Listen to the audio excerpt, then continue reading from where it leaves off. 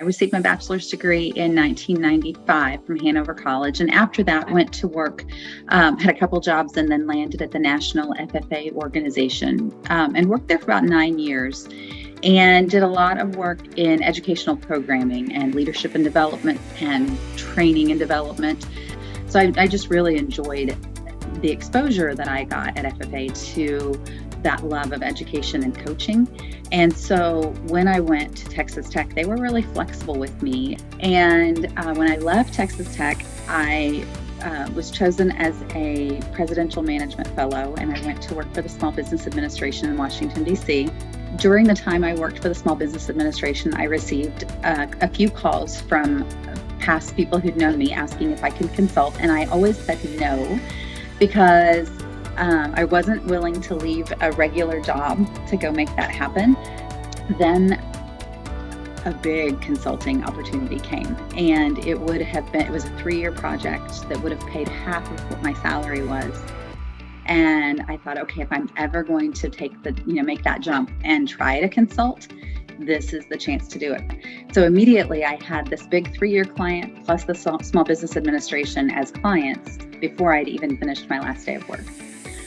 In terms of the work I do, I don't only do research. So I do a mix of work, which is what I want and need. I need variety in my days.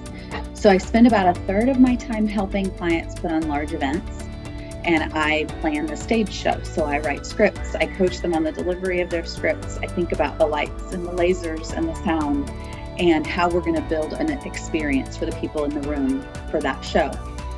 And then 1/3 of the work I do is training and development. I teach everything from how to manage projects to how to set goals to how to create a vision and core values, to how to manage a team.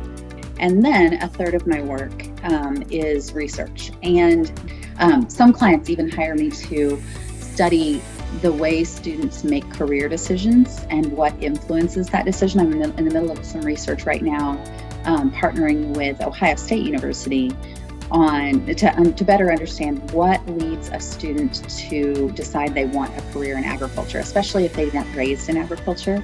What things might cause them to decide they want to pursue a career in agriculture, and what stereotypes and pressures from their peers and their parents and their teachers do they have to contend with when they make that decision.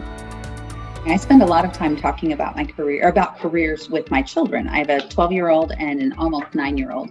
As we've talked about it, they'll ask me, like, did you always know that you wanted to do what you're doing? And I said, no, because what I do doesn't exist as a career written anywhere. Like, there's no one who's going to say, look at this job. Do you want to go do this? Because I really do like 3 different people's jobs.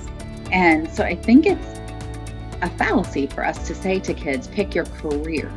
I think what you can say is pick what you're interested in and prepare to be able to do that, because the job market's going to change. There'll be new careers all the time, opportunities. You just want to prepare yourself to slide into opportunities is what I think it really is. And that's what I think has happened in my case. I've just been super, super lucky to have opportunities present themselves. And I had the background or education or experience or connections or whatever to slide into those opportunities. I will just say I'm grateful. If I keep hearing, as my daughters are looking ahead at college now, I keep hearing that fellowships for graduate degrees have really gone down, and it has made me even more thankful for the fellowships that I had and was offered when I was at Texas Tech, because I think that was a springboard for me.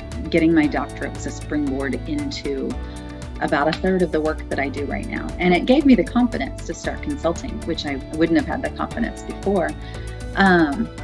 So I'm really thankful for the opportunities that I had there, for the flexibility that the school showed me, and for the funding that was available through fellowships. Without it, I don't know I'm sure I'd be doing something interesting now, but it wouldn't be this. And I really am glad I'm doing this.